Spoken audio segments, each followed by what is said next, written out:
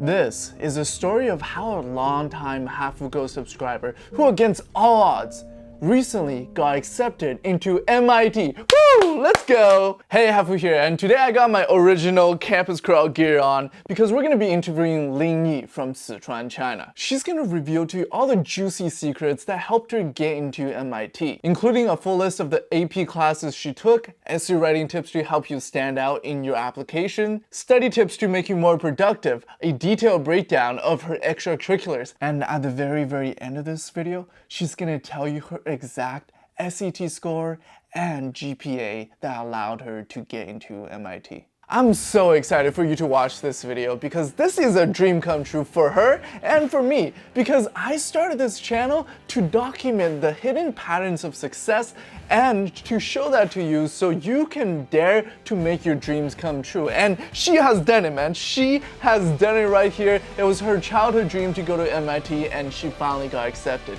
Lingyi, how are you doing? Good. How are you, Hafu? I'm very good. So what was the moment like? I saw your reaction video. How did you feel when you first got your acceptance email? I feel like surreal because I've never thought I would be accepted to MIT, and it's just mind-blowing. What did your parents say, by the way? Because I know Asian parents, that's the dream. That's the dream, man. You made their dreams come true, not just your dream come true.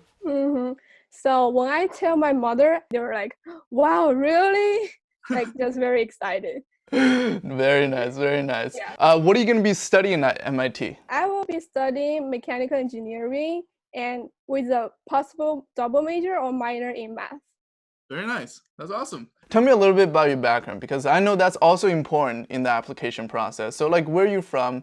Where did you grow up? Where did you go to school and stuff like that? So I actually come from China, and I recently moved to the United States about 3 years ago. I spent 1 year of the high school in China and then the rest 3 years in California. Did you always dream about going to MIT? Actually, yes. MIT was my dream school since I was a kid. So I would do whatever I could to collect information about MIT. And it's just driven me all the way. Wow. Yeah. That's awesome. That's awesome. You dare to make your dreams come true. I congratulate you on that. Thank you. It takes a lot of balls and effort to do that. Now we're going to be diving into the application process of how she got into MIT. And at the end of this video, she's going to reveal her SAT score and GPA that got her into MIT. I'm very excited to talk about this because the whole point of why I started my channel is to document successful students and find patterns of success. And Campus Grow is to make the college process easier, right? There's a lot of information out there, but it's very hard to find exact information about how to get into the school. We try to make it more open source and try to make it available to everyone.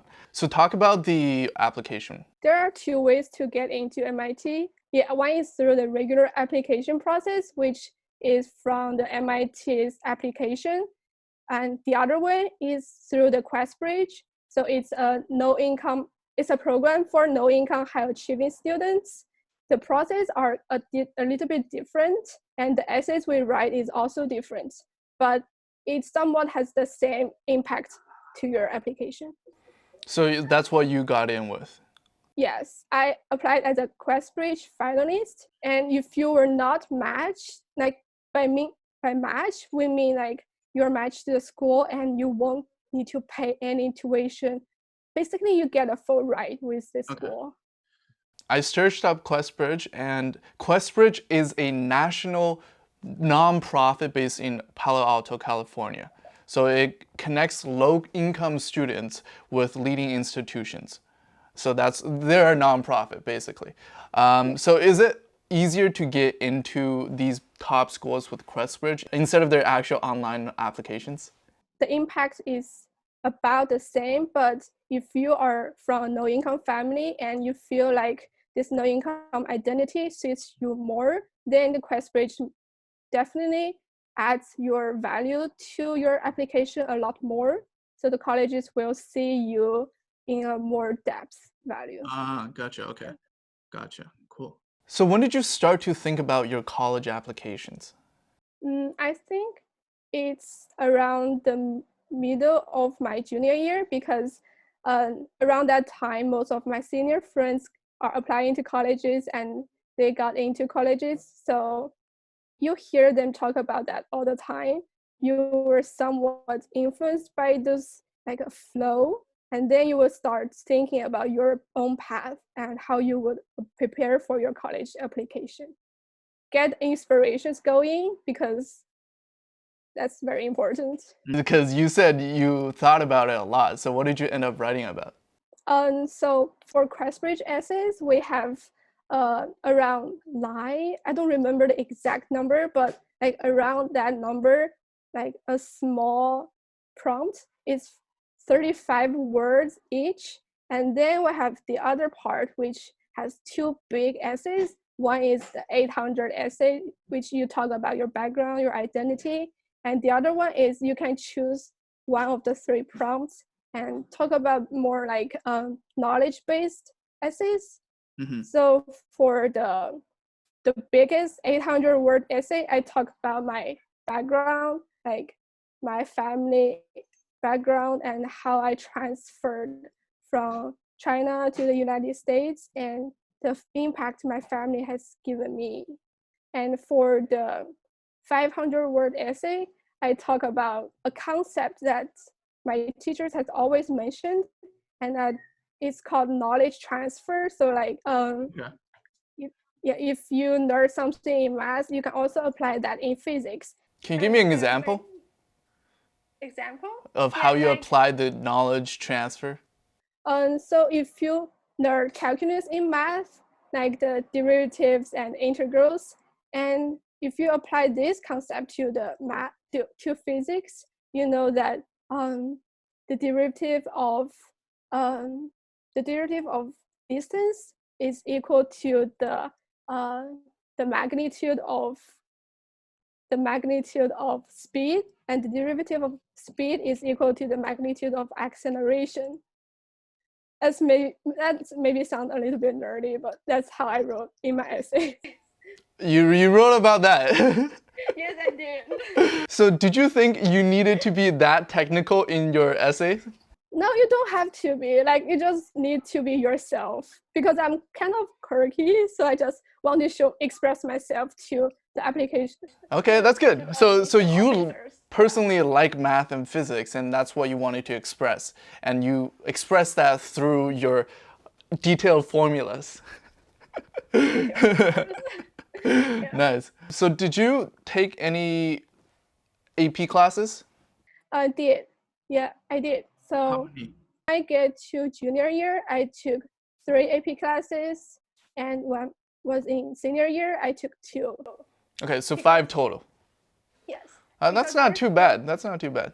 Yeah, our school doesn't offer that much AP classes, and most of the AP classes I want to take, they don't have it. So you don't think that was like a very crucial part in getting in? It shouldn't be, because AP exams are a way you express your knowledge in those professional subjects. Like, you can express your knowledge in other forms, such as competitions, research, and own projects. You don't have to take AP exam to do that. What were your extracurriculars then? I listed only 5 extracurriculars, but in Questbridge you can list up to 6. So the main 5 that I listed, the number 1 is math club. So I was in my school math club for 3 years since I moved to California, and we just have local high school competitions and as well as math circles where we discuss a lot of math problems. And the second one I did was... Were you president? Our math club doesn't have enough people, so we don't really have officers. What was your number 2 extracurricular? Second extracurricular was photography club. Since our school doesn't have a photography club, so I was like, why don't I create one? And so I can impart this knowledge to a lot more students and to engage them in this interest. So I created a photography club. I was the president. I teach weekly camera sessions to the club members, and sometimes we will do a field trip to outside, and yeah, that's basically it. Okay, nice, cool. And then number 3? And I think I also did the Girls Who Code summer immersion program. At the end of the summer program, we also did a project. Our group made a website and a little game to bring awareness to the girls' self-esteem. Oh, cool, nice. And then number 4. Let me find my application profile. I couldn't remember. All right. Oh yes. And the other extracurricular I did was our school varsity tennis team. So I participated in this team since my junior year to senior year, and we practice tennis and we. Did you win? Like, did you win anything big? Yes, I was. Luckily, I think the doubles championship for Oakland Ethnic League with my doubles partner. Okay, that's cool. The 5th extracurricular was volunteer, and since I was very interested, I am interested in books, and my friends actually introduced me to this local bookstore where you can buy a lot of books for only $3 or $4. Oh, nice! So wow. Like, oh, I would be a customer here all day, and so I first was the customer there, and then I just loved this atmosphere, and then I asked the manager if I could be a volunteer there, and they said sure. What did you do? Just like organize shelves? Yes, I organized shelves, and I would do the cash. So you were an employee, but just not paid. That's so true.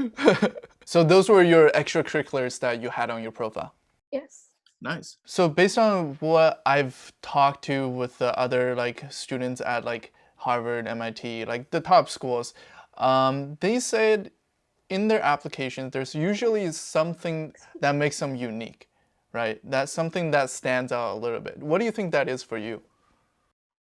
I think throughout my extracurriculars, admission officers can actually see that I am not feared of the lack of opportunities presented to me, and even if I don't have enough opportunities, I would be active.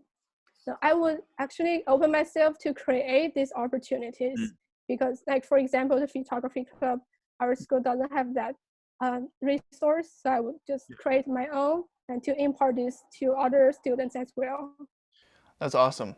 I mean, that is the essence of daring to dream, because when something is not presented to you, you gotta go out and create it. That's not a trait you just need for the college application process. That's a trait you need to succeed in life.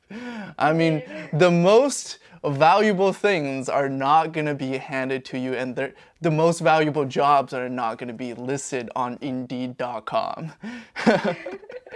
Yes, so yeah, that's advocate awesome. for yourself. Yeah. Nice. How long did it take you to write your application? So I actually procrastinated a lot. So I didn't start writing my application until 2 weeks before the deadline.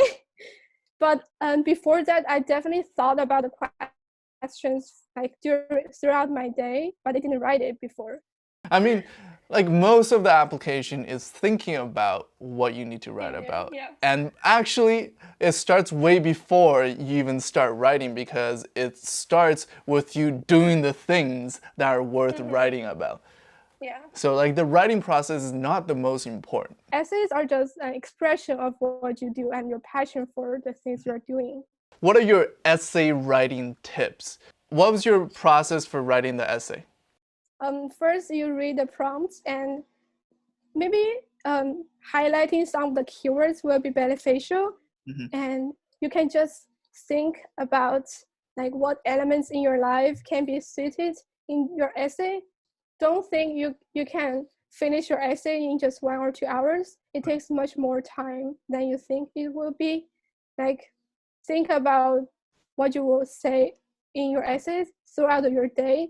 Like maybe on your way to school, maybe when you're taking a shower, that's most inspiration come from.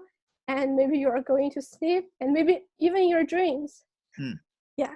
And after you collect those resources, like the materials you want to, the instance you want to mention in your essay, you will like on a piece of paper, write it down and think how you would fit those elements of yourself into this essay. And then you will start writing about it and do a rough draft. Even though at the beginning you think, wow, 500 words is so much, but after you actually like stay calm and write about it, you will write actually way more words than it.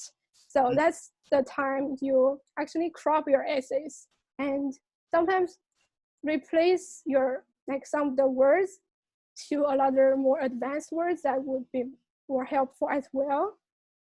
And that's the structure of how I wrote my essays. Okay, awesome. Do you have any other tips to make yourself stand out in your essays? First, it's okay to be vulnerable. Yeah, it's okay to be vulnerable. Like,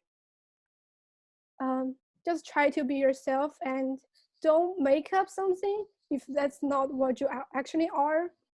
And just trying to be yourself. Explain that a little bit more. Like, what does that even mean? Like, give me an example. It's like, how do you be vulnerable? Is it like you talk about your feelings or like what? Because there is always a prompt that asks you, like, what's your biggest challenge and how did you overcome it? Because it's a challenge, it challenges you, so it might hurt your feelings. So when you're writing about this essay, it's okay to express what you actually feel, and don't forget to write about how this feeling, how this experience impact you as a person, like how it has helped you to grow, and also like how you have used this experience to help others as well. Okay, so those are two very important things. Is that like a common theme throughout your essays? Is that how this experience helped to shape you to who you are, and then how you helped others? I think so. Like, because college wants to see like how your experience would help their campus, their community as well. How long do you spend studying every single day? Depends on the work that I have. It should be in a range of 3 to 5 hours. Studying, like reviewing, doing homework? Maybe an average of 3 hours, I don't know. But if you are preparing for the SAT, you spend way more time on that. Gotcha. Yeah. How many practice SAT exams did you do? Do you remember?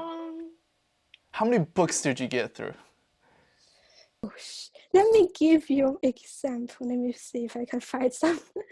Like I have this thick SAT book. Yeah, show me.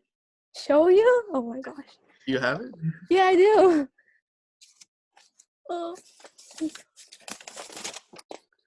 This. Oh wow. Flip it open. Let us see some of your notes. Let us see some of your notes. Like I took a lot of practice tests. Yeah. Like the English section. Okay. Like I don't know if I can see. Yeah. Because I think because English is not my first language, I think like writing down Chinese as notes can help me remember things well and comprehend the meaning I want to convey too. Yeah. Nice. What was your studying process like for the SAT? I just do a lot of practice tests, and just because the practice tests have question analysis, you can analyze why you got this question wrong and try to find the pattern between the questions. It's very important. So when you were in high school, did you have any free time? I do. Otherwise, how can I spend time watching your campus program? I would have free time. That's true. How long have you been watching my videos? I think it's pretty early since my sophomore year, because I want to I want to know like the MIT campus, so I would just search that and your video just come up. Nice. Yeah. I think it has definitely helped me to get a better understanding of the MIT experience. I think like your videos just opened the door for me to explore the abroad college Mm, world. Yeah. Yeah. That's what I try to do. It's like I try to expand your perspective and show you what's Yeah. possible. What's possible. Like just seeing a variety of different experiences opens you up to Yeah, it is. more It's very possibilities. Yeah. important. Yeah. Daring to dream. That's what I like Daring to to show. dream. I think the process to do something great starts with your personal habits because habits are the things that build up for you to produce something like a good result, right? So what are the habits that make you a successful student in your opinion? I wouldn't say I'm very successful, but like one key habit I recommend everyone to have is don't be afraid to ask questions because um, it's just a way to show that you are craving for the knowledge and you are not afraid to show that to the public. And mhm. also when you ask a question, it also benefits to other people as well. In elementary school, my teacher always told me, "You ask too many questions."